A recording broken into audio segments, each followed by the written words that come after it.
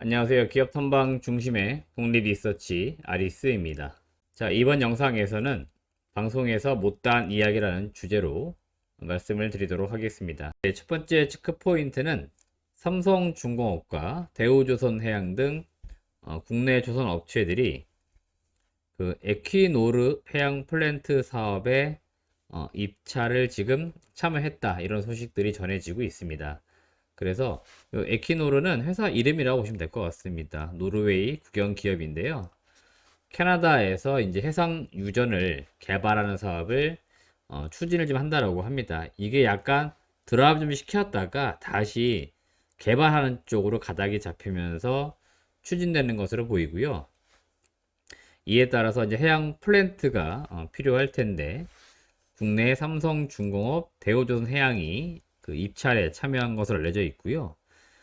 대형 부유식 원유 생산, 그 다음에 저장, 하역 설비 요거와 관련된 입찰이고, 내년 1월 달에 일단 진행이 된다라고 합니다. 그러니까 내년 1월에 뭐 이런 결과들이 나올 것으로 지금 예상이 되니까, 이럴 때 또 한번 모멘텀 요소가 될 수 있지 않을까 개인적으로 보고 있고요. 이 해양 플랜트 사업이 한참 이제 유가가 비싸던 시절 2010년대 한 초반까지만 하더라도 호황을 좀 누렸다가, 사실은 한 몇 해 동안 거의 4, 5년, 뭐 좀 더 길게는 뭐 거의 한 10년 가까이 불황기를 좀 겪었습니다. 그러다가 올해 들어서 이 에너지원, 가장 기초적인 이 에너지원들에 대한 수요가 많아지고 있고 가격이 또 올라가고 있고, 근데 이런 현상들이 나타나다 보니까 유가가 뭐 최근에는 많이 내려오긴 했지만 과거 한 60불 이하에서 거래될 때랑 또 비교해 보면은 여전히 지금 높은 가격을 형성했었고 형성을 하고 있고, 또 한때는 뭐 100불 가까이 막 넘어간다, 뭐 계속 그런 얘기 나올 정도로 에너지, 유가 이런 것들에 대한 수요 공급 이런 것들로 인한 가격 상승이 좀 문제가 됐었습니다. 지금도 23년도에는 유가가 60불 밑으로 떨어진다는 전망도 있고요. 100불 넘어간다는 전망도 계속 있습니다. 그래서 향후에 이 유가, 에너지 가격이 어떻게 변화가 될지는 정말 진짜 예측이 안 되는 그런 시점이고요. 여튼 지금 일단 요 개발한다는 소식들과 함께 국내 조선 업체들에게 좀 수혜가 될 수 있는 부분들이 지금 나타나고 있기 때문에 이런 점을 좀 주목해 보셔라, 그 말씀을 드리는 거고, 작년부터 해서 올해 국내 조선 업체들이 수주 상황이 매우 좋았습니다. 특히 LNG 운반선 관련돼서 수주가 상당히 많았었고요. 그래서 이런 얘기가 많았었습니다. 그 슬롯, 그러니까 배를 만들 수 있는 공간이 꽉 차가지고 더 수주를 못 받을 정도다. 이미 몇몇 기업들은 연간 계획했던 것보다 훨씬 더 오버되는 수치에 지금 수주를 받은 상태입니다. 그래서 지금 추가 발주가 나온다 하더라도 받을 수가 없을 정도의 그런 지금 사항들이고요. 어젠가 뭐 그제 뉴스 나온 걸 보시면은 물량이 너무 많다 보니까 이걸 다시 우리가 중국 쪽으로 다시 재발주를 주는 뭐 그런 형태로 지금 작업들이 이루어진다, 이런 이야기도 있고, 조선 업계가 지금 문제가 되고 있는 게 뭐냐면 일을 할 수 있는 인력이 또 많이 부족하다라고 이야기들을 하고 있습니다. 이것도 뉴스를 보시면 많이 나올 거예요. 그래서 일거리는 굉장히 많지만 또 일할 수 있는 사람의 숫자는 또 한정되어 있고, 뭐 이제 그런 문제들이 약간 좀 일부는 닥쳐 있는 것 같습니다. 그래서 사실 배를 더 만들려면은 생산 캐파를 늘려야겠죠. 근데 지금 캐파를 늘려 해도 배를 만들 수 있는 인력 자체가 부족하기 때문에 그 수주를 받고 싶어도 뭐못 받는 이제 그런 형태까지 와 있는데, 여튼 또 지금 상황에서는 내년도에는 수주가 많이 줄지 않을까. 특히 LNG가 워낙에 지금 수주가 좋았었기 때문에 이쪽은 이제 별로 안 좋지 않겠냐, 뭐 이런 의견들이 굉장히 우세합니다.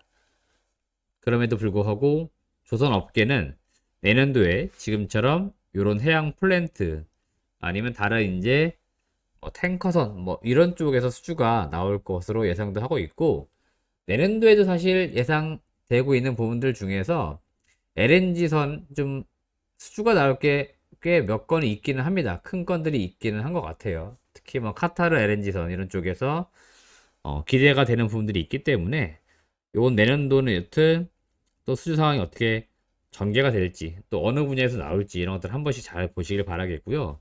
조선이 내년도에 대부분의 기업들 다 흑자 전환을 합니다. 그래서 일단 그동안 가장 우려했던 실적적인 측면 이거는 일단 내년도에 해소가 될 가능성이 있기 때문에 내년도 조선 업황 좀 보실 때 각 개별 기업별로 실적이 좀 플러스로 돌아서는지 수주는 어느 선박 어느 종류의 선박에서 나오는지 이런 것들도 우리가 한 번씩 좀 잘 살펴보시길 바라겠습니다. 두 번째 체크 포인트는 LG 이노텍이 CES 2023 여기에서 처음으로 신제품을 좀 공개를 한다라고 하고요.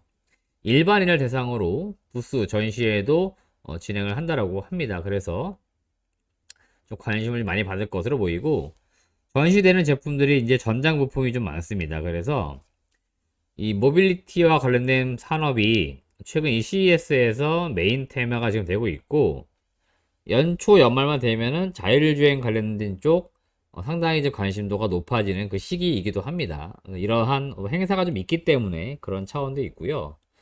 LG 이노텍도 지금 개별 기업의 어떤 사업 내용을 잘 보시면은 여전히 그 스마트폰 카메라 모듈 관련된 부분들 이런 쪽에 많이 집중이 되어 있기 때문에 사업 다각화 측면에서 성장성 측면에서 전장 부품 쪽에 대한 기대감이 매우 높은 또 기업 중에 하나이고 가시적 성과들도 지금 꽤나 나오고 있습니다. 특히 좋은 게 뭐냐면은 2017년도 사업을 시작한 이후에 분기 단위로 볼 때 22년도 3분기 처음으로 영업이 흑자 전환에 성공을 했습니다. 그래서 이제 이쪽 사업부가 생산량 종류가 더 많아지면서 이제 이익을 내고 있는 사업부로 바뀌고 있다는 점이기 때문에 아마도 LG 이노텍은 이 전장 쪽에 이제 많이 집중을 좀 하지 않을까. 그래서 이러한 분위기를 좀 더 만들기 위해서 이번에 CES 2023에서 일반 개인들에게도 신제품을 공개하는 그런 자리를 마련한 것으로 보입니다.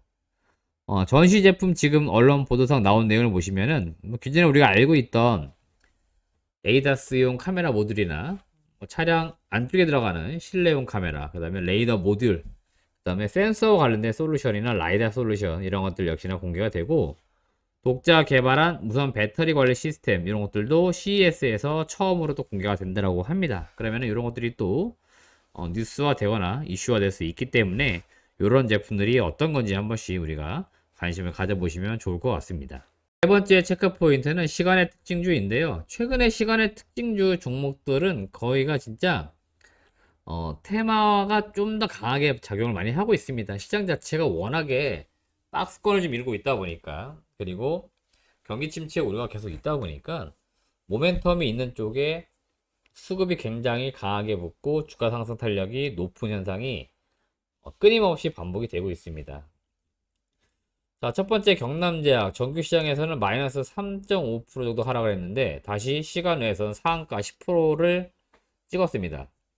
의약품 품귀 현상 이번 주 내내 국내 제약주들 좀 강했던 주요 테마 중에 하나였는데 동서도 감기약, 뭐 해열 진통제, 그다음 여러분 잘 아시는 그 비타민, 레모나 C 뭐 이런 것들 만드는 업체잖아요. 그래서 동서도 이러한 테마를 좀 받으면서 좀 주가가 변동성을 보이고 있는데 경남제약은 한번 상장 폐지 어떤 가능성도 많이 제기가 됐던 기업 중에 하나였죠. 이제 그래서 좀 불안하다 그런 말씀을 좀 드리고 싶어요. 그래서 이런 기업들은 가급적이면 여러분들은 관심을 좀 안 두셨으면 좋겠습니다. 저는 이제 그런 것들이 바람인데요. 뭐 주가가 무조건 올라간다라고 해서 뭐 달려든다 그러면 성공을 하면 다행이지만 실패했을 때는 굉장히 큰 손실들을 보기 때문에 저는 절대 이런 기업들을 권해드리지 않습니다. 그래서 제가 항상 이런 종목들을 주제 때문에 말씀드리지만 투자 주의를 좀 하셔라 그 말씀 드립니다. 이게 뭐 오르고 떨어지고 그거를 제가 말씀드리는 게 아니에요. 이 기업들의 어떤 현재 상태가 좋지 않을 땐 제가 과감하게 말씀드리니까 그런 거 좀 참고하시길 바라겠고요.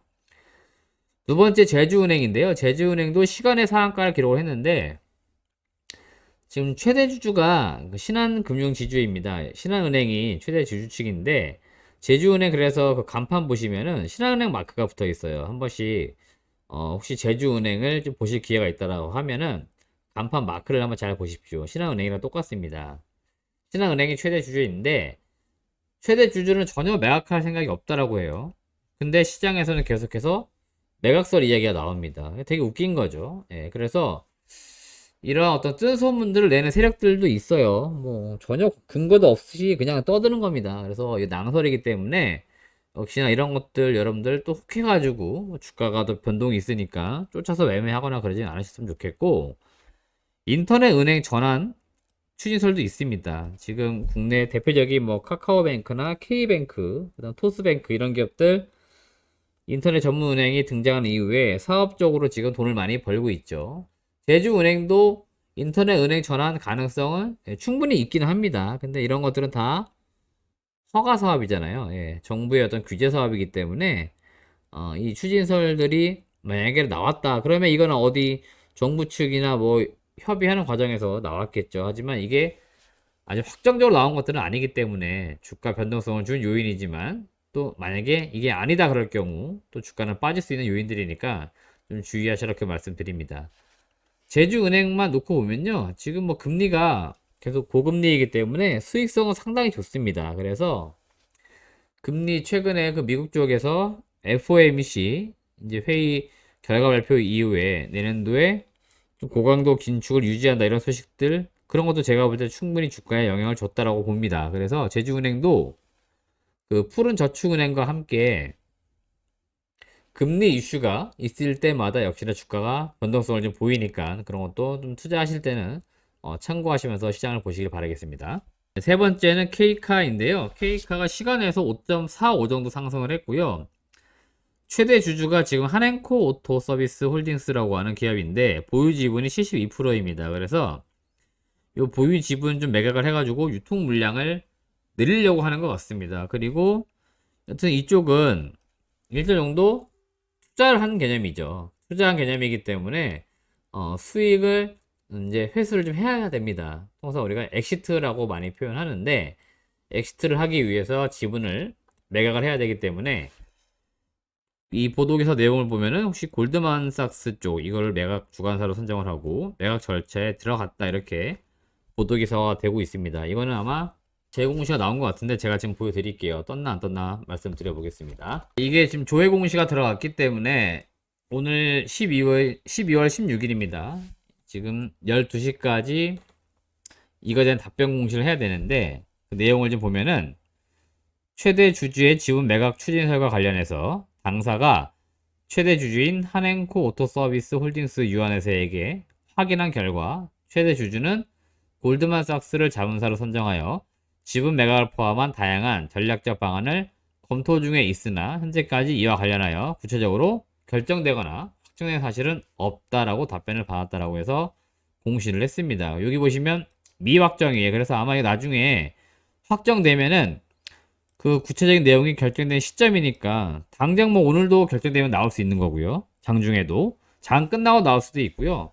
뭐 다음 주에도 나올 수 있고, 일단은 1개월 이내에 재공시를 또 해야 됩니다. 그래서 이게 확정적으로 나올 거다라고 보시면 되겠고, 지금 이렇게 구체적으로 이렇게 적은 거 봐서는요, 네, 이건 거의 확정적입니다. 그래서 골드만삭스에게 지분을 이제 넘겨주고, 이 골드만삭스가 이제 이 지분, K카의 지분을 살 어떤 주체들을 이제 찾겠죠. 네, 그렇게 해서 연결고리를 만들어 주는 것들이니까 뭐 이제 그런 식의 딜이 좀 있지 않을까 좀 예상이 되고 있습니다. 그래서 그 내용들 때문에 시간에서 좀 올랐었고, 오늘도 개장하고 나서 거의 10% 이상 급등을 좀 했다가 지금은 긴 윗꼬리를 좀 달고 내려와 있다라고 좀 보시면 되겠습니다. 마지막 추천주는 풍원정밀, 제가 요거는 텔레그램에서 몇 차례 많이 말씀을 드렸는데요.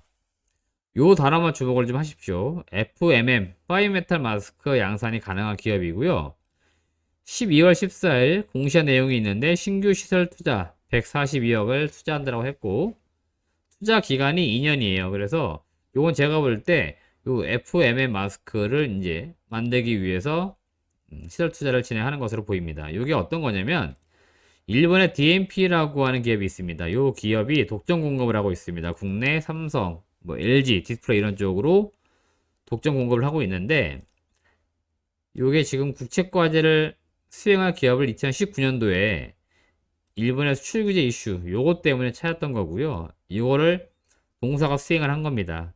그리고 제품 개발이 완료가 됐고 이제 대량 양산에 들어가야 됩니다. 그러다 보니까 이걸 생산하기 위해서 요거를 지금 투자하는 것은 아닌가 이런 생각을 저는 개인적으로 하고 있습니다. 그래서 지금 이 시점에 요 투자가 나온 게 요걸 생산하기 위함이고, 동사가 올해 상장을 한 기업입니다.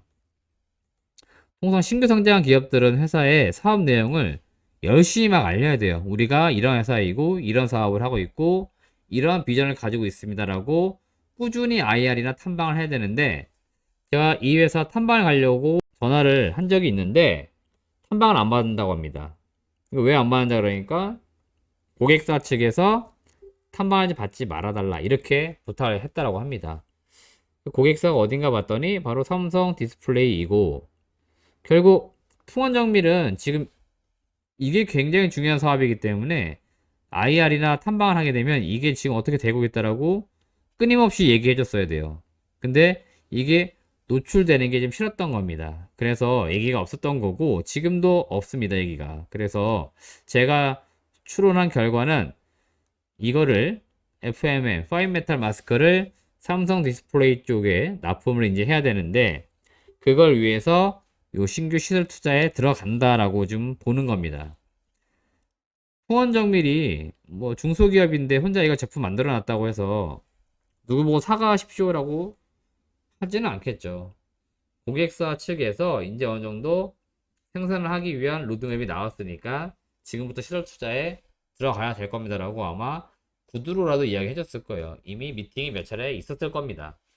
그래서 그 이후에 이런 결정이 좀 나온 것이 아닌가 보기 때문에 통원정밀 한 번씩 관심 있게 보시길 바라겠습니다. 이상으로 2022년도 12월 16일 방송에서 못다한 이야기 제가 추가적으로 부연 설명을 드렸습니다. 투자에 참고하시고요. 성공 투자하시길 바라겠습니다. 시청해주신 여러분 고맙습니다.